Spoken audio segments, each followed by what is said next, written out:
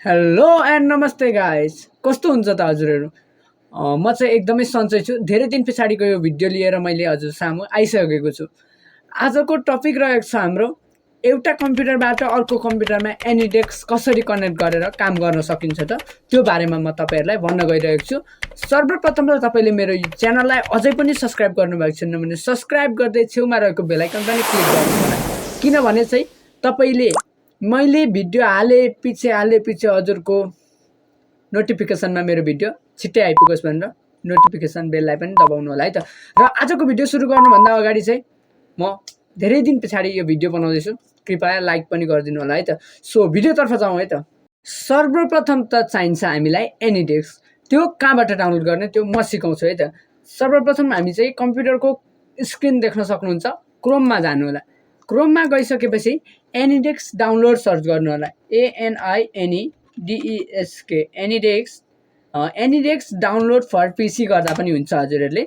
र यो पहिलो वेबसाइटलाई अथवा यो तेस्रो वेबसाइटलाई चाहिँ हजुरहरूले सेलेक्ट गरेर डाउनलोड गर्न सक्नुहुनेछ है त। र यहाँ फ्री डाउनलोड रहेको छ, फ्री डाउनलोडमा क्लिक गर्नुभयो भने डाउनलोड हुन्छ। र मैले चाहिँ अगाडि डाउनलोड गरिसकेको छु र तपाईँहरूलाई म यहाँ देखाउँदैछु है त। यो रहेको छ मेरो एनिडेक्स, यहाँ देख्न सक्नुहुन्छ। अब यसलाई हामीले ओपन गर्छौँ है त। यो मेरो फर्स्ट कम्प्युटर हो, अर्को कम्प्युटरमा पनि तपाईँलाई म देखाउने नै छु। र यहाँनिर मेरो एनिडेक्स नम्बर रहेको छ, युआर एनिडेक्स नम्बर भनेर माथि देखाएको छ है त। र यो एनिडेक्स नम्बरसँग चाहिँ अर्को एनिडेक्स नम्बर पनि हजुरहरूले यहाँनिर कनेक्ट गरिसकेपछि मात्रै हजुरहरूको एनिडेक्स नम्बर कनेक्ट हुनेछ है त। र म तपाईँहरूलाई अर्को कम्प्युटरको स्क्रिन देखाउँछु है त। यो रहेको छ मेरो दोस्रो कम्प्युटर, यहाँ रहेको छ पहिलो कम्प्युटर र यहाँ रहेको छ दोस्रो कम्प्युटर। अब तपाईँहरूलाई चाहिँ म के गर्न सिकाउँछु भन्दाखेरि यो एउटा डिभाइसबाट अर्को डिभाइसमा कसरी कनेक्ट गर्ने। यहाँ देख्न सक्छौँ, यहाँ माथि इन्भाइट रहेको छ, यसमा हामीले क्लिक गर्छौँ है त। इन्भाइटमा क्लिक गरिसकेपछि यतापट्टि रहेको नम्बर हामीले यहाँनिर यसमा डायल गर्छौँ।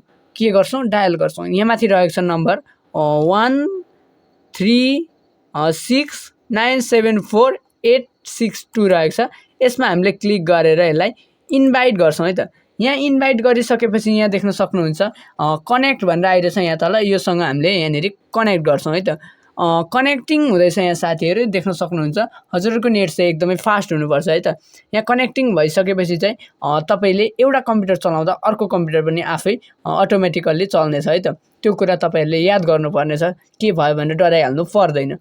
र यो कनेक्टिङ भइन्जेलसम्म हामी बस्नेछौँ है त। देख्न सक्नुहुन्छ एउटा कम्प्युटरबाट अर्को कम्प्युटर पनि हाम्रो चल्दैछ है त। यहाँ देख्न सक्नुहुन्छ, यता मैले रिफ्रेस हान्दैछु भने उता पनि रिफ्रेस जाँदैछ, यता जे हुँदैछ यता त्यही हुँदैछ, देख्न सक्नुहुन्छ। अब यहाँनिर मैले यसरी यहाँनिर देख्न सक्नुहुन्छ, यहाँनिर यस्तो छ भने यता पनि यस्तै देखाइरहेको छ। अब यहाँ मैले जस्तै एउटा पिडिएफ खोल्छु है त। यता यो पिडिएफ 3 भन्ने मैले ओपन गरेँ भने यता पनि सँगसँगै ओपन हुन्छ, यहाँ देख्न सक्नुहुन्छ हजुरहरूले। र यो पिडिएफ ओपन भइन्जेलसम्म हामी यसरी बस्नेछौँ, यता जे चलायो त्यता पनि त्यही देखाउने हुन्छ, देख्न सक्नुहुन्छ। यसरी चाहिँ हामीले सजिलैसँग कनेक्ट गर्न सक्छौँ है त।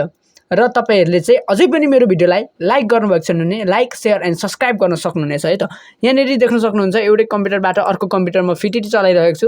अब यसलाई हामीले यहाँनिर अरू थोकहरू ह्याकर्स बाबु भन्ने मेरो फाइल रहेको छ, यो फाइल खोलेर हेऱ्यौँ भने पनि हाम्रो यता जे चल्छ यता पनि त्यही चलिरहेको हुन्छ, देख्न सक्नुहुन्छ। फिटिटी एउटै स्पिडमा चाहिँ काम गर्नेछ है त। एनिडेक्स चलाएर पनि एकदमै सजिलो हुनेछ है त हामीलाई, त्यसै कारणले हामी एकदमै रोचनात्मक रहेको छ यो चाहिँ। हजुरहरूले अझै पनि कस्तो लाग्यो त आजको भिडियो?